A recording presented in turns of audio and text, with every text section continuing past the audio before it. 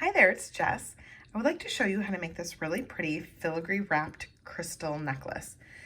So this here has our 34mm organic Dapped disc, and this is one of our handcrafted pieces in our line. It is artisan pewter, which is solid pewter. You can see beautiful etchings in it, and it has this really pretty wavy like dapped effect. And it's a mixed metal design, so I'm going to also be using our 13mm natural brass Dapped Filigree to wrap a 12mm Swarovski Rivolli. So I've taught that technique using different filigrees in the past, and then this is a newer filigree we just added, so you have more options for wrapping the stone.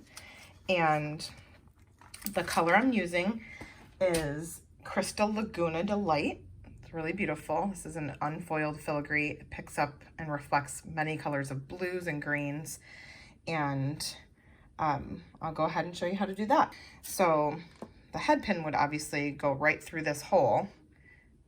So what we're going to do, see it goes right through, is use the washers.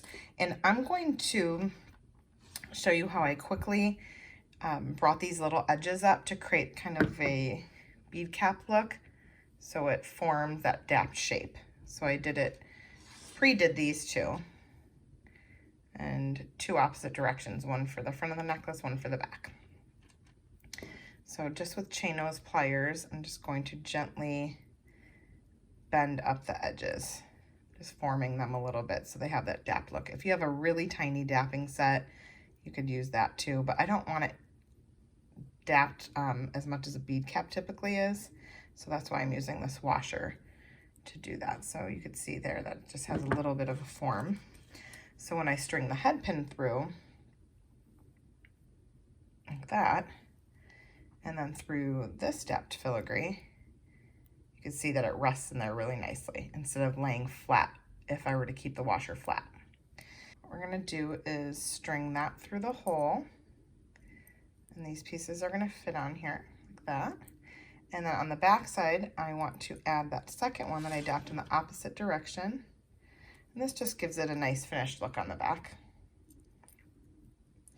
And now when I bend this head pin wire and bring it through the hole, I want to make sure that it's not off to the side like this. It needs to be really flat. So I am actually going to hold my finger in here to keep it in place. I'm holding that tightly, using my hands to bend the wire and just feed it right through the hole. And I'll grab my chain nose pliers to help guide the wire right through.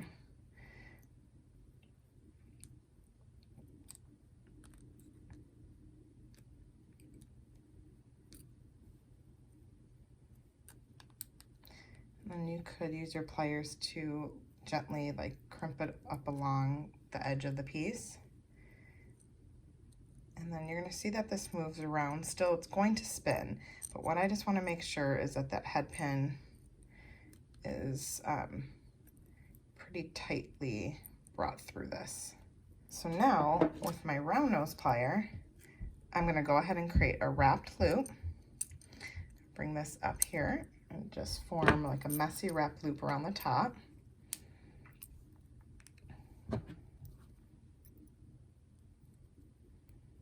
Just grip the rest there, bring it around, and then we'll clip this off.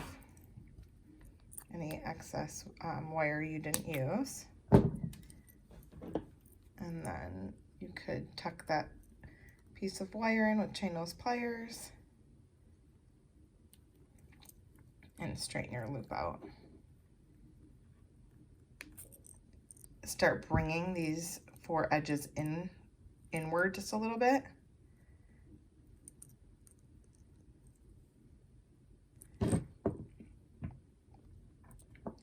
And then go ahead and replace the Rivolli inside.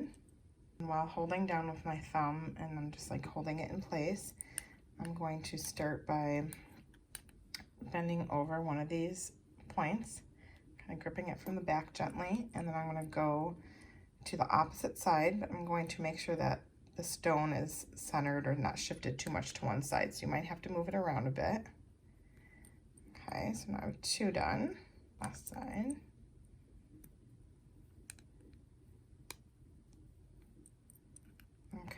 go back around and make sure it's secure. Go.